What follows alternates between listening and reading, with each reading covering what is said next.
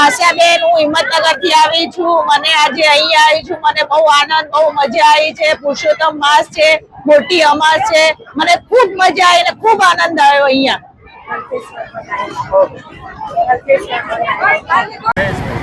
ભાઈ, આજે અહીંયા ગાડી આવ્યા છો, આજે કેવો દિવસ છે ને અહીંયા કેવો માહોલ છે?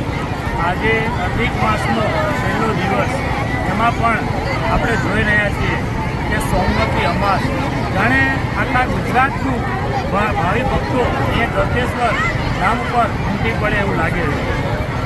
અત્યારે જે મહિલાઓ અહીંયા જે આનંદ લઈ રહી છે, સાથે ધાર્મિક વિધિ કરી રહી છે, કેવું અત્યારે માહોલ ગળતેશ્વરમાં દેખાય છે? હું આશરે સવારનો 11 વાગ્યાનો અહીંયા નાહી રહ્યો છું. એ પ્રમાણે પબ્લિક જે જોઈએ એ આવી અતિ પુષ્કળ અને જે આપણી જે ધાર્મિક પરંપરા કહેવાય એ પ્રમાણે આપણા વડીલો, માતા, બહેનો દીવા કરીને તેમજ આરતી કરીને આ ધામની પવિત્રતા મનાવી રહી છે.